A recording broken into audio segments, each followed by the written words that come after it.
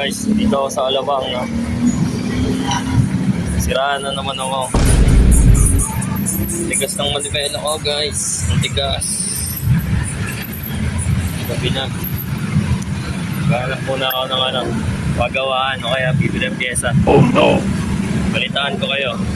Bahay guys. Hindi ko na na-videoan yung mga shop. Wala akong nabili at wala rin gagawa. Dahil gabi na. Pakita ko sa inyo anong problema ng motor. Ayan. Mapapansin nyo, hindi siya smooth. Bibitawan ko. Nag-i-stack up siya sa gitna. Di ba? Sa kabila. Di ba? May problema tayo. Feeling ko knuckle bearing. Sumobra sa higpit. Papaayos na lang natin guys. I-update ko kayo kapag ipapagawa ko na. Sa tropa tayo magpapagawa para trusted, di ba? Yo guys, update lang, no? Papagawa na natin yung click sa tropa.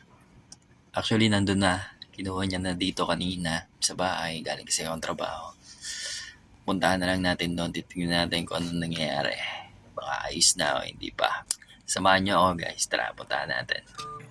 Yun nga. Nandito na tayo mga boss. Tingnan natin kung anong nangyari kay Click. Ayun, nakahubad na nga ang bossing natin. At ang gumagawa ay si Bonifacio. Ayan, tama po si boss, tingnan mo, may panyo pa sa legang motor. Ito kaya tama na. Uy, leeg ang tama, bossing. Uy, sino ka dyan, boy? Mama, dami tayo. Dami tinulungan. Quality na yan, Bon. Mag-stack ka pa rin yan. Diluwagan ko na. Luwagan na lang, no? Nakakalog na.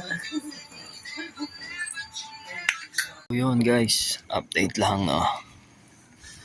Okay na yung motor natin. Ayan siya.